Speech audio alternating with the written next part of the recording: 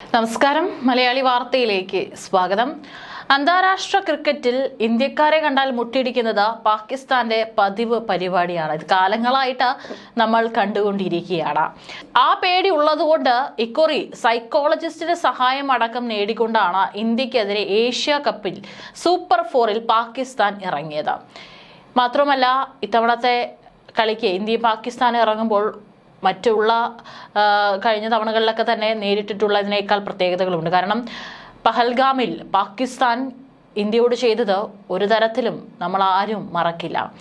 അത് നമ്മുടെ ആ ഒരു ആവേശം ഈ കളിയിലും കണ്ടിട്ടുണ്ട്.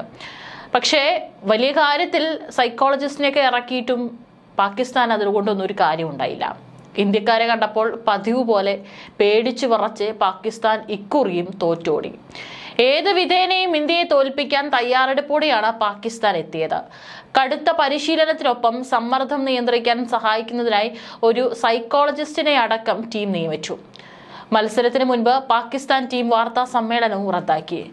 എന്നാൽ ഈ തന്ത്രങ്ങളൊന്നും പാകിസ്ഥാനെ രക്ഷിച്ചില്ല. ഗ്രൂപ്പ് ഘട്ടത്തിന് സമാനമായി സൂപ്പർ 4-ലും പാകിസ്ഥാൻ തകർന്നടിഞ്ഞു. 6 വിക്കറ്റിനാണ് ഇന്ത്യയുടെ ജയം.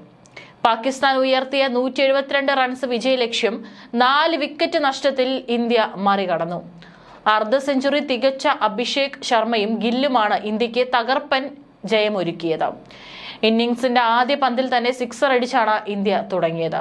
പിന്നീട് സ്റ്റേഡിയത്തിൽ കണ്ടത് ഇന്ത്യൻ ഓപ്പണർമാരുടെ താണ്ഡവമായിരുന്നു. അഭിഷേകും ശുഭ്മാൻ ഗില്ലും പാക് ബൗളർമാരെ നിലം തൊടിയിച്ചില്ല. 30 റൺസ് എടുത്ത തിലക് വർമ്മയുടെ ഇന്നിംഗ്സും ജയത്തിൽ നിർണായകമായി. ഏഷ്യ കപ്പ് 2025 സൂപ്പർ 4 മത്സരത്തിൽ ഇന്ത്യയോട് തോറ്റതിന് പിന്നാലെ പാകിസ്ഥാൻ ഓപ്പണർ സാഹിബ് സദ ഫർഹാന്റെ വിവാദ ആഘോഷം ചർച്ചയാകുന്നുണ്ട്. ആ ഒരു ദൃശ്യങ്ങൾ ഇപ്പോൾ എല്ലായിടത്തും സോഷ്യൽ മീഡിയയിലടക്കം തന്നെ കാണാനായിട്ട് സാധിക്കുന്നുണ്ട്. 10ാം ഓവറിൽ അക്സർ പട്ടേലിനെതിരെ ഒരു 6 നേടി അർദ്ധ സെഞ്ചുറി തികച്ചതിന് ശേഷം ഫർഹാൻ തന്റെ ഡഗൌട്ടിന് നേരെ തിരിഞ്ഞ് തോക്ക് ചൂണ്ടുന്നത് പോലെ ആംഗ്യം കാണിക്കുകയായിരുന്നു. അതായത് തോക്ക് ചൂണ്ടിക്കൊണ്ട് ഈ വെടിയുതിർക്കുന്നത് പോലെയുള്ള ഒരു ആംഗ്യം കാണിക്കുകയായിരുന്നു. ഈ ആംഗ്യം വളരെ പെട്ടെന്ന് തന്നെ വൈറലാവുകയും വ്യാപകമായ വിമർശനങ്ങൾ ഏറ്റുവാങ്ങുകയും ചെയ്തു. മാസങ്ങൾക്ക് മുമ്പ്, അതായത് ഏപ്രിൽ 22-ന് ജമ്മു കാശ്മീരിലെ പഹൽഗാമിൽ പാകിസ്ഥാനിൽ നിന്നുള്ള ഭീകരർ ഇന്ത്യയിൽ നടത്തിയ ആക്രമണത്തിൽ 26 ഇന്ത്യൻ വിനോദസഞ്ചാരികൾ കൊല്ലപ്പെട്ടിരുന്നു. ഇതിന്റെ പശ്ചാത്തലത്തിൽ തോക്ക് ചൂണ്ടുന്നതിൽ ഫർഹാന്റെ ഈ ആംഗ്യം വളരെയധികം വിമർശനങ്ങൾ ഏറ്റുവാങ്ങിയിരുന്നു. ഇത് തന്നെയാണ്, അതായത് ഓർമ്മയുണ്ടോ ഒരുപക്ഷെ ആ സംഭവം എന്ന് ഓർമ്മിപ്പിക്കാൻ വേണ്ടി കൂടിയായിരിക്കാൻ പാകിസ്ഥാൻ കളിക്കാരൻ ഇത്തരത്തിലുള്ള ഒരു ആംഗ്യം കാണിച്ചിരിക്കുന്നത്. ഏതായാലും അത്തരത്തിലുള്ളൊരു ആംഗ്യം കാണിക്കുമ്പോൾ അതിനുശേഷം എന്താണ് നടന്നത് എന്നുള്ളത് ആ പറയുന്ന പാകിസ്ഥാനും ആ പറയുന്ന കളിക്കാരും ഒന്ന് ഓർത്താൽ നല്ലതായിരിക്കും. ഈ സംഭവം ഇരു ടീമുകളിലും തമ്മിലുള്ള പിരിമുറുക്കം വർദ്ധിപ്പിച്ചു. ടോസിനിടെ ഇന്ത്യൻ നായകൻ സൂര്യകുമാർ യാദവ് എതിർ നായകൻ സൽമാൻ അലി അങ്ങിയുമായി ഹസ്തദാനം നടത്താനും വിസമ്മതിച്ചിരുന്നു. മുൻ ഗ്രൂപ്പ് ഘട്ട മത്സരത്തിലും ഇന്ത്യൻ താരങ്ങൾ പാക് താരങ്ങൾക്ക് ഹസ്തദാനം നൽകിയിരുന്നില്ല. ആ വിജയം പഹൽഗാം ആക്രമണത്തിലെ ഇരകൾക്കും സൈനികർക്കും സൂര്യകുമാർ സമർപ്പിക്കുകയും ചെയ്തു. മത്സരത്തിന് മുൻപ് തന്നെ രാഷ്ട്രീയ ശ്രദ്ധ നേടിയിരുന്നു. പഹൽഗാം ആക്രമണത്തിൽ കൊല്ലപ്പെട്ടവരുടെ കുടുംബാംഗങ്ങളും പ്രതിപക്ഷ പാർട്ടികളും പാകിസ്ഥാനുമായുള്ള ക്രിക്കറ്റ് ബന്ധങ്ങൾ ബഹിഷ്കരിക്കണമെന്നാവശ്യപ്പെട്ട് രംഗത്തെത്തിയിരുന്നു. എന്നാൽ ഇതിനെ എതിർത്ത് BCCIക്ക് മത്സരത്തിൽ കളിക്കാൻ കേന്ദ്ര സർക്കാർ അനുമതി നൽകി. ഇന്ത്യക്ക് 2032-ൽ കോമൺവെൽത്ത് ഗെയിംസും 2036-ൽ ഒളിമ്പിക്സും വേദിയാകാനുള്ള ആഗ്രഹത്തിന്റെ ഭാഗമായിട്ടാണ് കേന്ദ്ര സർക്കാർ ഈ തീരുമാനമെടുത്തത്. ഫർഹാന്റെ പ്രകടനം വിമർശകർക്ക് കൂടുതൽ ഇന്ധനം നൽകി. BCCIക്കും BJPക്ക് നേരെ മഹാരാഷ്ട്രയിലെ പ്രതിപക്ഷ പാർട്ടികൾ രംഗത്തെത്തി.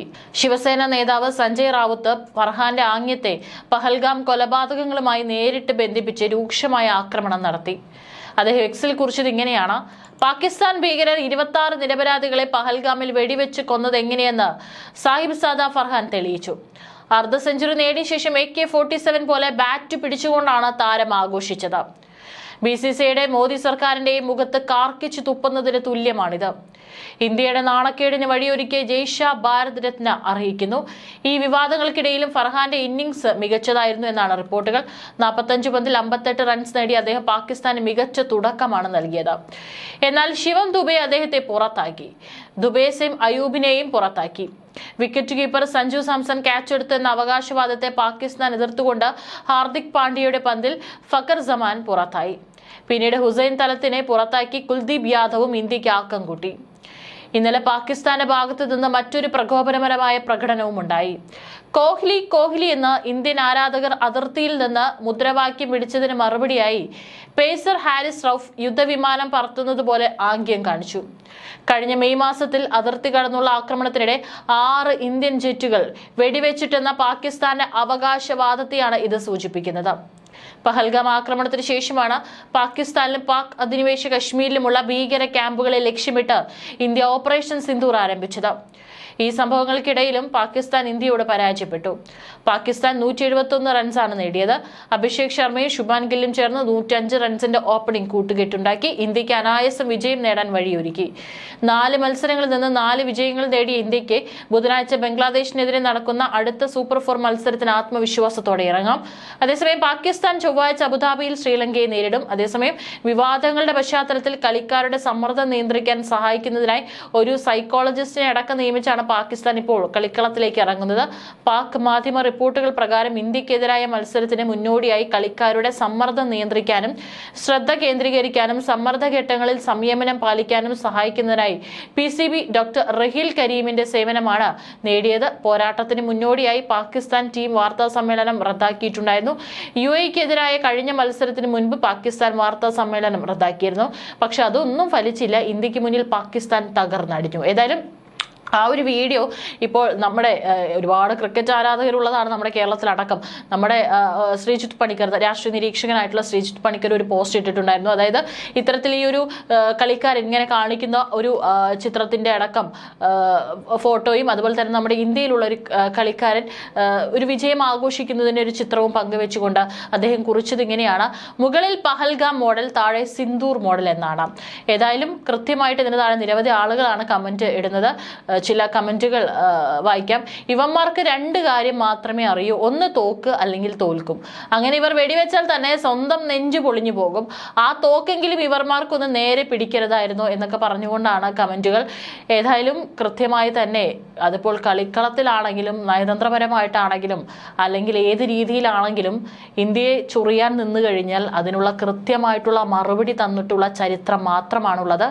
അതുകൊണ്ട് പാകിസ്ഥാൻ കളിക്കാരൊക്കെ തന്നെ ഇത്തരത്തിൽ പ്രകോപിപ്പിക്കാനായിട്ടുള്ള പല രീതിയിലുള്ള നീക്കങ്ങൾ നടത്തിയാലും അത്തരത്തിലുള്ള പ്രകോപനങ്ങളിൽ ഒന്നും തന്നെ നമ്മുടെ ഇന്ത്യൻ കളിക്കാർ വീഴില്ല. കാരണം അത്രയേറെ ഉയർത്തിപ്പിടിക്കാൻ അഭിമാനകരമായിട്ടുള്ള കാര്യങ്ങളാണ് നമ്മുടെ രാജ്യത്തുള്ളത്. അത് കൃത്യമായി തന്നെ ഓരോ കളിക്കാരുടെയും പോയിട്ട് ഓരോ ഇന്ത്യക്കാരൻ്റെയും മനസ്സിൽ അത് എപ്പോഴും ഉണ്ടാകും.